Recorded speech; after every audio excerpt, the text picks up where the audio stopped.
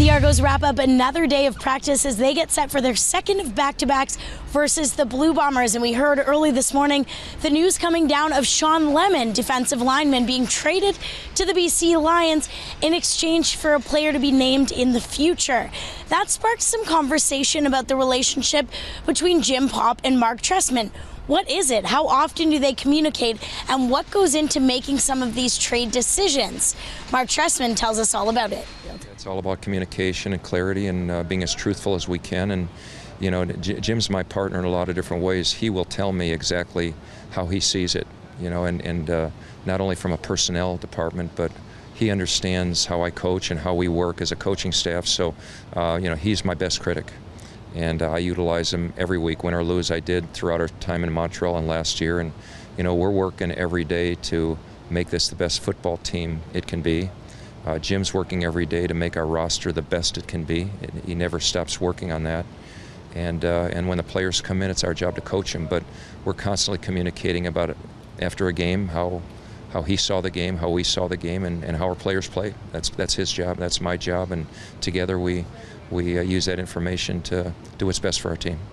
Joining me now is Mike Hogan. And Mike, we talked to Coach about the fluidity of the roster and whether or not he might be a little bit more aggressive in shuffling things up to try to create a spark. What are your thoughts on that? Well, we've already seen that. We saw that with the early week trade of Sean Lemon to the British Columbia Lions, and that means Frank Beltre will be back in the lineup at defensive end. Some of the injuries starting to come back. Cassius Vaughn will be back at the Sam linebacker position, it looks like, at this stage of the week, so that is good news as well. So at least they're looking at a couple of spots on defense to be rectified.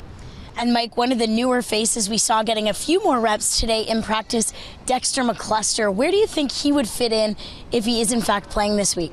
I would assume if he's in at all, it would be as the backup running back and one of the returners, and that would mean Martese Jackson, Brandon Burks, both, maybe one, maybe both will be out of the lineup this week.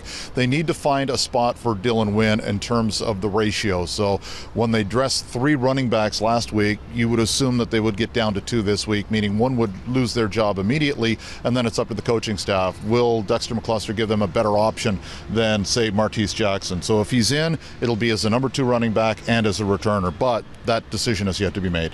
Well, we'll see all of these options start to unfold as we lead up to Friday night's game on the road in Winnipeg. And as always, we'll have you covered on social media and at argonauts.ca.